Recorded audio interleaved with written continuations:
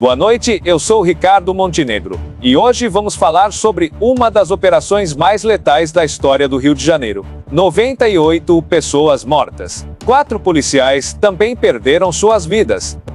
E uma população inteira viveu horas de terror no Complexo da Penha e no Complexo do Alemão. Ônibus foram incendiados, escolas fecharam, e famílias inteiras ficaram presas dentro de casa enquanto o tiroteio não parava. Hoje, os moradores acordam tentando retomar a rotina, mas o clima é de luto, de revolta e de muitas perguntas sem resposta. Você vai conhecer todos os detalhes com o nosso repórter Américo Silva, que está ao vivo no Complexo da Penha. Américo, boa noite. Ricardo, eu estou aqui em um dos acessos principais ao Complexo da Penha, e a situação ainda é de muita tensão. De acordo com as informações coletadas pela nossa equipe no campo, os moradores estão tentando retomar a rotina nesta manhã de quarta-feira, mas não é fácil. Não depois de um dia como ontem. Estamos às 7 horas e 15 minutos da manhã. E normalmente, neste horário, já teríamos muito mais movimento aqui. Pessoas indo trabalhar, crianças indo para a escola. Mas hoje, poucas pessoas estão circulando. E as que passam por aqui têm o rosto marcado pelo cansaço, pelo medo e pela tristeza. De acordo com relatos que nossa equipe coletou, muitos moradores ficaram presos dentro de casa durante toda a operação de ontem. Não puderam sair para trabalhar, não puderam levar os filhos para a escola. E passaram horas ouvindo tiros, explosões e helicópteros sobrevoando a região. Alguns moradores disseram que nunca tinham visto algo assim, nem mesmo durante a ocupação do Complexo do Alemão há anos atrás. Ontem foi pior, muito pior. Agora vamos falar sobre os números dessa operação. 98 mortos. É o número oficial divulgado pela Polícia Civil do Rio de Janeiro. Entre eles, 4 são agentes de segurança, 2 policiais civis e 2 policiais militares que perderam suas vidas durante a operação. De acordo com as informações oficiais, os outros 94 mortos eram criminosos, membros de facções que atuam no Complexo da Penha e no Complexo do Alemão. Mas aqui vem a grande questão, Ricardo. Será que todos eram realmente criminosos? Ou será que houve vítimas inocentes, moradores que ficaram no meio do fogo cruzado? De acordo com os relatos que nossa equipe coletou, pelo menos 3 moradores foram baleados durante a operação.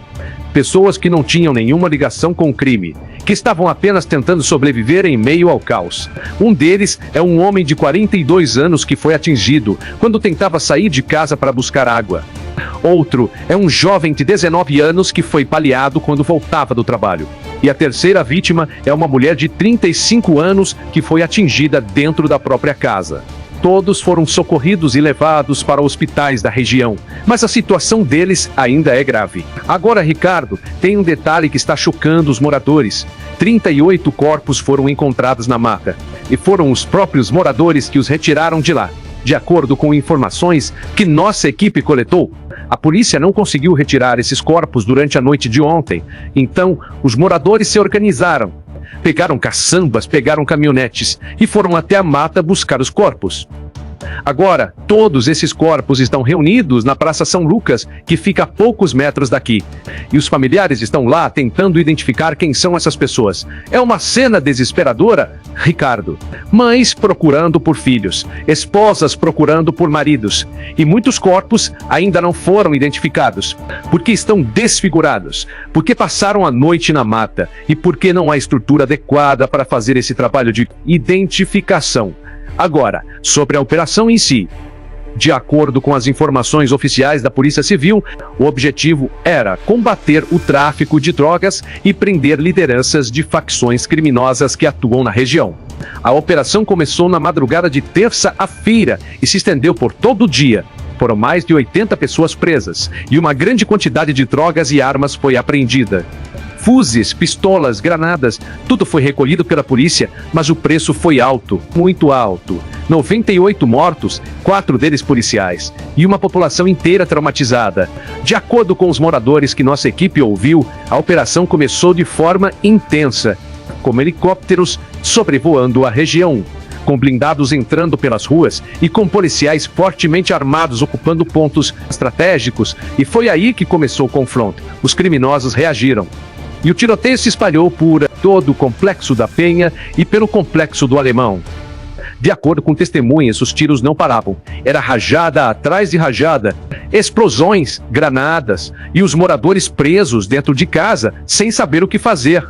Alguns se jogaram no chão, outros se esconderam nos banheiros e muitos rezaram para que tudo acabasse logo. Mas não acabou. O confronto durou horas. E quando finalmente a situação começou a se acalmar, já era noite.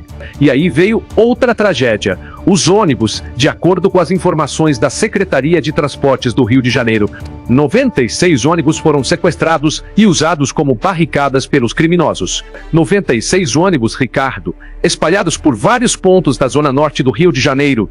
Alguns foram incendiados. Outros foram apenas abandonados no meio das ruas, e isso impactou 204 linhas de ônibus. Ou seja, milhares de pessoas ficaram sem transporte público ontem.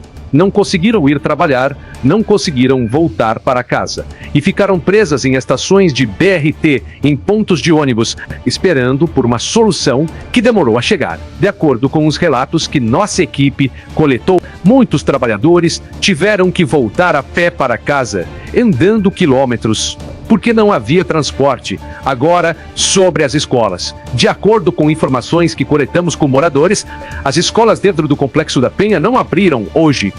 Os pais receberam avisos durante a noite dizendo que não haveria aula e, por isso, muitas crianças estão em casa.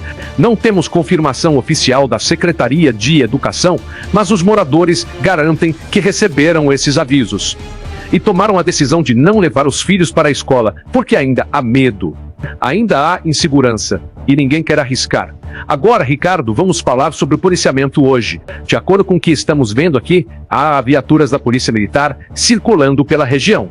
Há veículos blindados fazendo rondas, mas não há aquele policiamento ostensivo que normalmente vemos depois de operações grandes. E isso está causando estranheza entre os moradores, porque eles esperavam que houvesse um reforço maior, que houvesse mais policiais nas ruas, garantindo a segurança, mas não é o que está acontecendo. A sensação é de abandono, de que a polícia veio, fez a operação, matou quase 100 pessoas e foi embora. E agora, os moradores ficam aqui, sem saber o que vai acontecer nos próximos dias. Sem saber se haverá represálias por parte dos criminosos e sem saber se estarão seguros. Agora, sobre as unidades de saúde.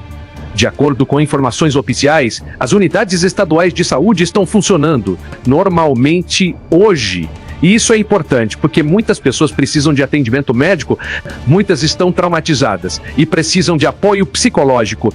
De acordo com relatos que nossa equipe coletou, há moradores que não conseguiram dormir a noite toda, que ficaram acordados com medo de que houvesse novos confrontos e que agora estão esgotados, física e emocionalmente. Agora, Ricardo, tem um ponto que precisa ser discutido.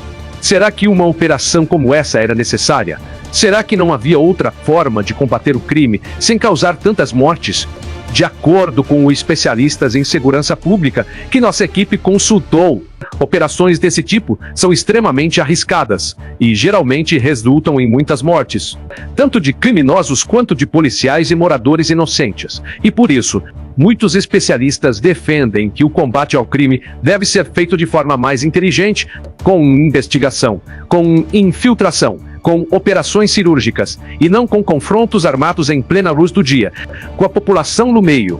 Mas a Polícia Civil do Rio de Janeiro defende a operação, diz que ela é necessária, que havia inteligência indicando a presença de grandes lideranças do tráfico na região e que era preciso agir, mas o resultado foi esse: 98 mortos e uma população traumatizada. Agora, sobre os policiais que morreram. De acordo com informações oficiais, eles foram atingidos durante o confronto. Eram policiais experientes, que estavam cumprindo ordens e que perderam suas vidas em serviço. As famílias deles estão devastadas e merecem todo o nosso respeito e solidariedade.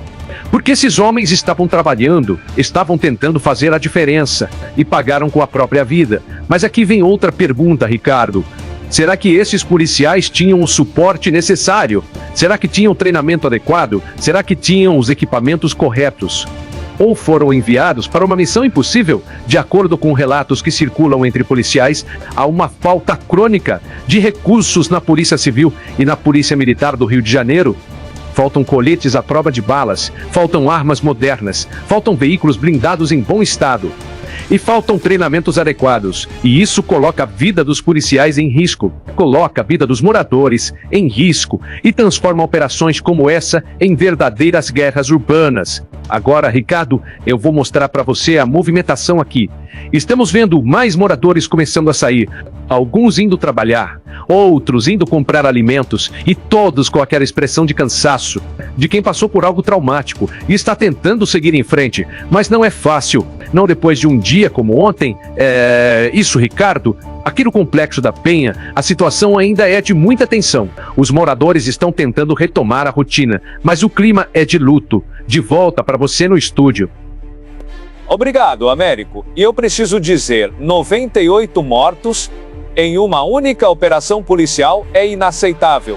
Não importa quantos eram criminosos, não importa quantas armas foram apreendidas, não importa quantas drogas foram recolhidas, 98 mortos é uma tragédia e precisa ser investigada.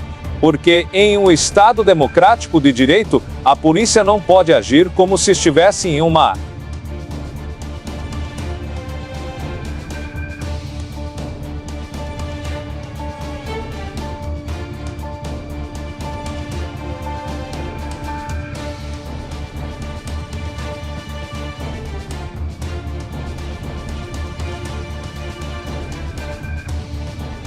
guerra. A polícia tem que proteger a população, tem que garantir segurança e não pode transformar comunidades inteiras em campos de batalha.